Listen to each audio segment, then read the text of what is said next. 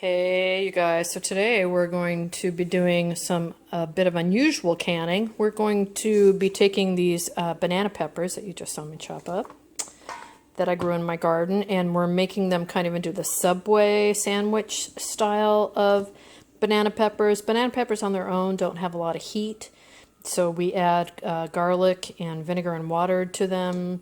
And then we'll put them in jars and can them. But I decided today to show you how to can without a canner. Canning in a regular pot. So what I've done is I put my jars inside the pot, put water in to cover almost high enough. And I'm just doing that to get my jars nice and hot. Over here I have 1.5 cups of white vinegar, 1.5 cups of water, 4 teaspoons of salt, and some garlic cloves. Boiled that together, and now I'm going to take these jars out of here. I'm going to put a trivet in the bottom of this pot. I'm going to put it upside down because if I put it right side up, it's going to get too high, but upside down. This is a cast iron one, which is why it's starting to rust, but I'm going to put it upside down and put those jars on top of here, and we're going to make an impromptu canner.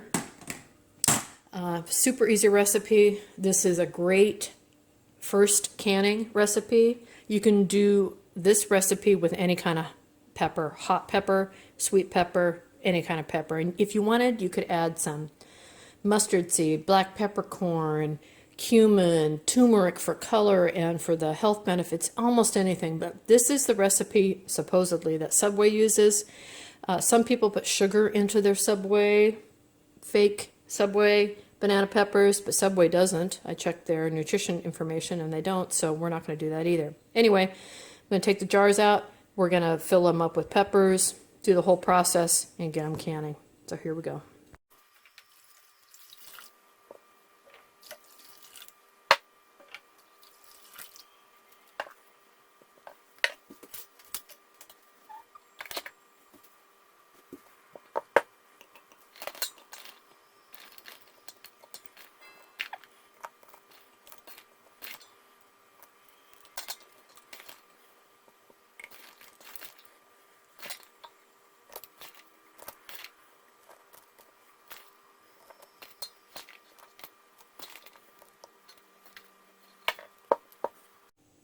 Alright, so we've got the jars filled with peppers. I'm going to put this trivet again, I'm going to put it in upside down because of these legs. It makes it too high. But all you really need to do with the trivet is to keep the jars from touching the bottom of the pot. However you do that, works just fine. You could put a towel in there. You could put one of those racks from the Instant Pot, etc., etc. Alright, so what I have over here is that brine, the vinegar brine, and I'm going to get a funnel. Alright, so I got my funnel. I put the lid on the pot to get it going with the trivet on the bottom. Got a plate just in case I decide to pour brine everywhere. And I'm just going to put this hot brine over these cold peppers. I'm going to give about an inch, half inch of headspace. I'm going to do that to each of these.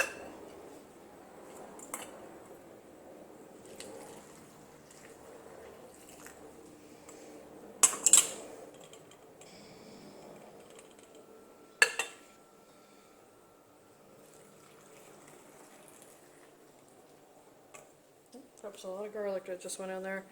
Alright, so I'm short of brine, so I'm just going to mix up some more brine real quick. Alright, top that off. I do have a little, now I have a little extra brine, a little extra garlic. Luckily, I also have a few hot peppers left, so I'm just going to mix that all together in here and do a quick pickle. So I'll just pop that into another jar and put it in the fridge and let that sit for a week or so and then enjoy it there. Alright, so now I'm going to see if any brine got on the top here. I'm going to wipe it off with a paper towel that is dampened with some white vinegar. And I My hands are very clean, but I think I have just a little bit too much in here. I want a full inch of head space, and I think I got a little overzealous, especially with this one. I'm going to have more to quick pickle than I thought. That is okay. All right. Hey, it's not rocket science. This stuff is a lot more forgiving than you think it is. All right, lid on. We're going to water bath these because there's such a high vinegar content. We don't need to pressure can these. And we're going to water bath them for 10 minutes. I just put these on finger tight. The reason you don't reef this down is because you want that lid to be able to still move up and down to let the air escape, all this air that's in there. All the air that's in there. I didn't debubble. Should have. I'll just do this instead. Let any air in there escape, but not allow any air back in, right? So here's an old school way of debubbling.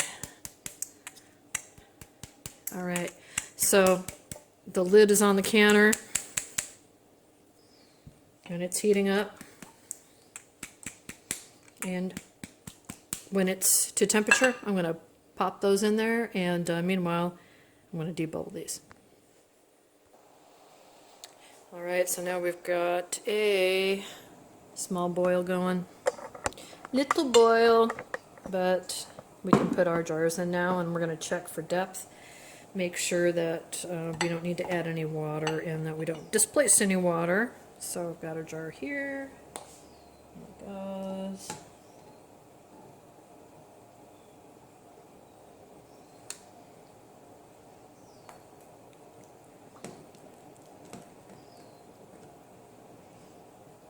We're going to be right up to the top of this pot, aren't we?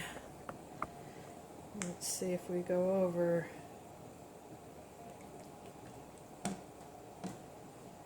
Alright, we are right there. Should have used a stock pot. But this is what I used, so we're going to go with it. I'm actually going to remove just a little bit of water from the top of there, otherwise I'm so close I'm going to boil over. Alright, so I still have an inch over the tallest jar, which is the regular mouth jar. They're a little taller than the wide mouths. And yeah, we're just going to keep an eye on this. When it comes to a rapid boil, and it's almost there, but not quite. When it comes to a rapid boil, I'm going to time for 10 minutes, and then we're done.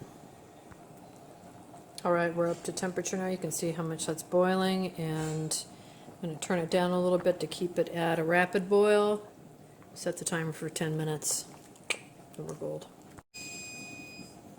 Alright, you guys, the timer's just gone off. So I'm going to go ahead and turn the hot water off.